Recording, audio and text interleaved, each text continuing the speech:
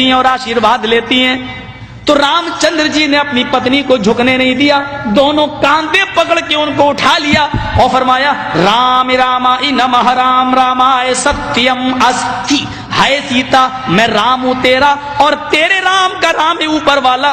Sanskrit grammar में ये राम रामाय जब राम के साथ आय आ जाए तो उसका माना होता का लिए, के लिए, को लिए, की लिए। राम रामाय, राम के लिए नमः, नमस्कार करो, झुको, यानी अपने राम के सामने नहीं बल्कि उस राम के सामने जो तेरे राम का भी राम है। ऐ सीता, मैं तेरा राम हूं और तेरे राम का राम है ऊपर वाला। राम रामाय नमः, अपने राम को प्रणाम न कर बल्कि उस राम के सामने झुक जो तेरे भी राम का राम है। इसलिए हिंदुओं में जब कोई मर जाता तो कहते हैं राम राम सत्य है। अर्थी देते वक्त शमशान घाट में ले जाते वक्त क्या कहते हैं? राम राम सत्य है। अब बदल दिया, कहने लगे राम नाम सत्य है। हालांकि संस्कृत नहीं बदल सकते। राम रामाय सत्यम अस्ति, राम का राम सच्चा है, यानी राम राम सच्चा है। मतलब ये हुआ हाय मरने वाले तू मर गया, अब रामचंद्र जी तेरी जिंदगी के मालिक नहीं, अब तो राम का राम जाने की तेरे साथ क्या मामला होगा, तूने अमल कैसे किए, तूने करतूत कैसे किए, राम का राम ही सच्चा है। फमन यामल मिस्काल ज़र्रतिन खैरन यरा वमन यामल मिस्काल ज़र्रतिन शर्रन यरा। एक नहीं 1,00,000 कुरान खानी कर डालो, एक नहीं 1,00,000 कुरान पढ़ के मरने वाले पे बख्श दो, मरने वाले को कुछ भी सवाब नहीं मिलेगा। उसकी अपनी जिंदगी में जो उसने अमल किए होंगे वही उसके काम आएंगे।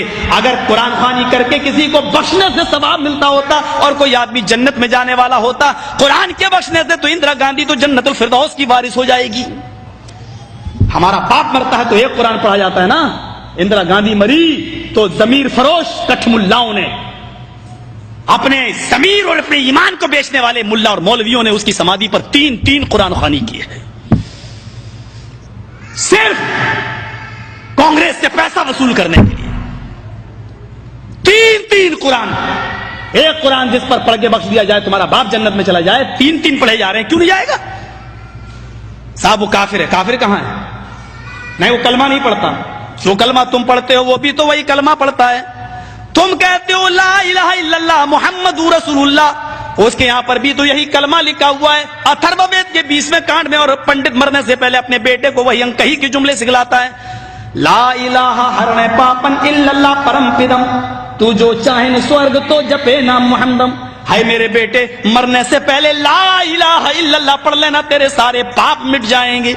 ला इलाहा हरणे पा इल्लल्लाह, ला इलाहा हरणे पापन इल्लल्लाह परम पिदम, ला इलाहा इल्लल्लाह पढ़ लेना, तेरे सारे पाप हरण हो जाएंगे, मिट जाएंगे। यही तो अल्लाह के नबी ने कहा था, इन्नल इस्लाम यहदिमु मा कान क़ब्ला, इस्लाम ले आओ। इस्लाम कब लाया जाता है? जब कलमा पढ़ा जाता है। मा कान क़ब्ला, जितने भी गुनाह तुमने किए हैं सारे के सारे गुनाह माफ हो जाएंगे। जो कलमा तुम पढ़ते हो वही तो वो भी पढ़ते हैं, फर्क इतना है। दलील क्या है?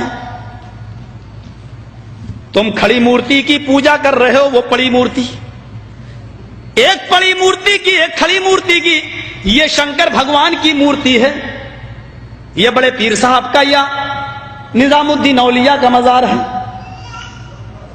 यह अहमद रजा खां का मजार है। ये खड़ी मूर्ति है, ये पड़ी है। जो काम इस पे हो रहा है वही काम तो इस पे भी हो रहा है, वरना मुझे बता दो। हिंदू चुनरी चढ़ाए मूर्ति पे तो काफिर, तुम चादर चढ़ाओ तो पक्के मुसलमान, वो हार डाले तो काफिर, तुम फूल बरसाओ तो पक्के मुसलमान। ये कोई चीज खाने की मूर्ति पे चढ़ाए तो कहे प्रसाद, प्रसाद खाना हराम। यहां पर कोई चीज चढ़ाई जाए उसको कहो तबर्रुक है, और ये खाना बड़ा मुबारक। हिंदू मूर्ति धोकर उसका पानी पिए और कहे कि ये गंगा जल से ज्यादा पाक पवित्र है, इससे बीमारियां सही हो जाती हैं। मुसलमान उर्स के मौके पर कब्र धोकर पानी उसके बोतलों में भरे और कहे कि इसके आगे तो जमजम भी फेल है, तो ये पक्का मुसलमान। جو کام اس پہ ہو رہا ہے وہی کام تو اس پہ ہو رہا ہے. اور آج میں فتویٰ دینے کا آدمی نہیں ہوں، لیکن آج جذبات میں ہوں، میں یہ فتویٰ دے کے چلا جاتا ہوں. میرے پیارے ساتھیوں، اللہ کی قسم، اگر بھارت کے اور پاکستان کے، ہندوستان اور پاکستان کے، ہندوستان کا یہ 20 کروڑ مسلمان اور پاکستان کا وہ 15 کروڑ 10 کروڑ مسلمان، اگر یہ چادر چڑھانے کے بعد، چنری چڑھانے کے بعد، تبرک کھانے کے بعد اگر یہ جنت کے اندر چلا گیا تو کعبے کے رب کی قسم کھا کے کہتا ہوں کہ بھارت کا 60 کروڑ ہندو بھی ایک ایک کر کے جنت میں چلا جائے گا. اور اگر بھارت کا ہندو جنتی نہیں ہے تو اتنا یاد رکھنا کہ پھر تم اپنے مسلمان ہونے کا سرٹیفکیٹ پیش کرو. تم وہ جہنم میں کیوں جائے گا؟ اگر وہ ان کاموں کی وجہ سے جہنم میں جا رہا ہے تو تم یہ کام کیوں کر رہے ہو؟ تمہارے اندر یہ کام کیوں پائے جا رہے ہیں؟ تم بھی تو وہی کام کر رہے ہو. ارے اس نے تو پھر بھی مورتی لگا رکھی ہے، تم نے تو پتہ نہیں کس کو گاڑ دیا اور نام ہی اس کے بدل دیے.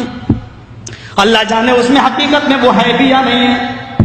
مسجد میں ہوں، اللہ کے گھر میں، اللہ کے گھر سے بڑی کوئی جگہ نہیں ہوتی ہے. میں نے بنارس میں اپنی آنکھوں سے دیکھا، اپنی آنکھوں سے ننگا بیٹھا رہتا تھا. جینیوں میں جیسے ننگے بابا ہوتے ہیں نا، انڈیا والوں کو اچھی طرح معلوم ہوگا، وہ گھومتے ہیں آگے اور پیچھے پیچھے عورتیں چلتی ہیں، ان کے دودھ سے نہلایا جاتا ہے. جو گربوتی عورتیں ہوتی ہیں وہ دودھ جب بہتے ہوئے اس بابا کی شرمگاہ کے پاس سے آتا ہے تو اس کو بھر لیتی ہیں. گربوتی عورتوں کو پلایا جاتا ہے تاکہ بچہ نیک پیدا ہو. میں نے نوائے اسلام میں ایک موضوع لکھا تھا کہ اس سے بچہ نیک پیدا ہوگا. یہ بے شرم، یہ تو خود ہی پتا چلے گا. کیس چل گیا تھا میرے اوپر. غور کریں آپ،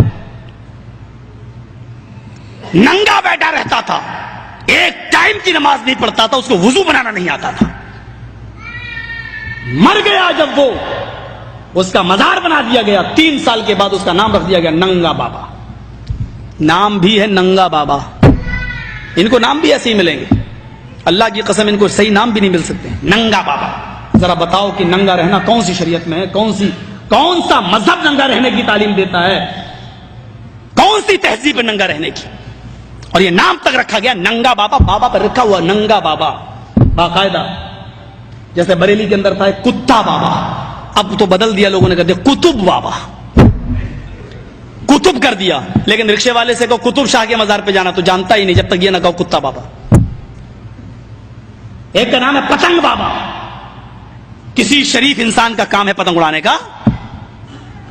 نام رکھا گیا پتنگ بابا.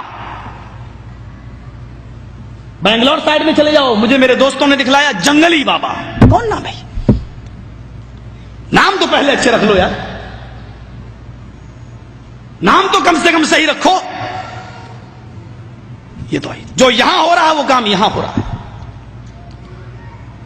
یہ میں نے ہندو دھرم سے ایک توحید بتائی. رام چندر جی نے کہا کہ اس کے سامنے جھکو جو تمہارے رام کا بھی رام ہے. ذرا اولڈ ٹیسٹامنٹ سے ایک توحید سنیے.